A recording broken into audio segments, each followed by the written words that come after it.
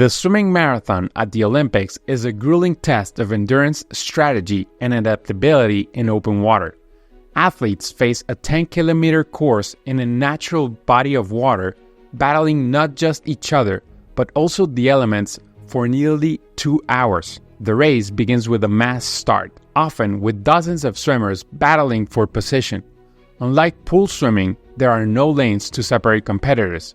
Physical contact is common and sometimes strategic as swimmers fight for the best lines through the course. Swimmers must navigate a series of boards that mark the course, often swimming in packs to draft each other and conserve energy. They face challenges unique to open water, such as waves, currents, and different water temperatures. The ability to sight landmarks and stay on course is crucial.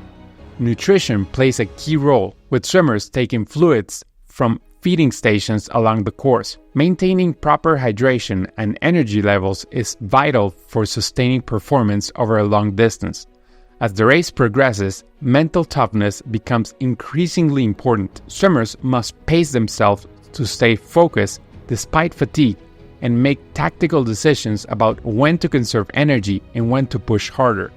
The final kilometers often see dramatic shifts in positioning as swimmers make their moves for the medals. The race typically culminates in an intense sprint to a finish pad, where swimmers must touch the plate to stop their time.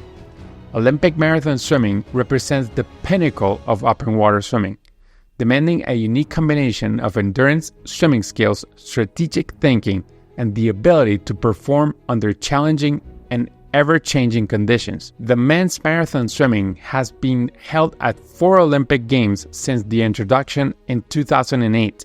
No one has defended the title of Olympic champion yet. The first winner of this event was Maarten van der Weijden. We made a video about his amazing story months ago that I recommend watching after this.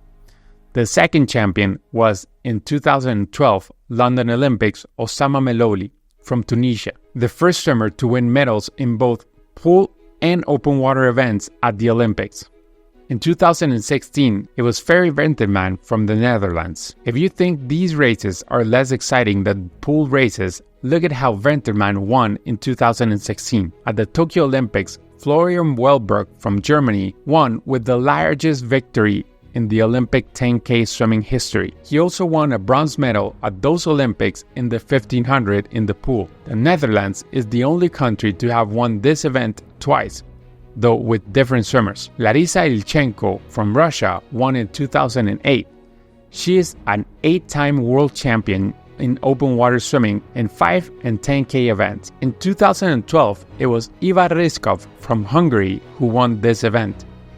And back in 2003, she won 3 silver medals at the World Championships. Sharon van Rouwendaal from the Netherlands won in 2016 with a margin of 17 seconds. And the winner of the marathon swim in Tokyo was Ana Marcela Cunha. She is considered one of the best, if not the best, open water swimmers in history, having obtained 17 medals at the World Championships. This year, the marathon is set to take place in the river Seine. Many of the stars we saw in Tokyo will be back this year.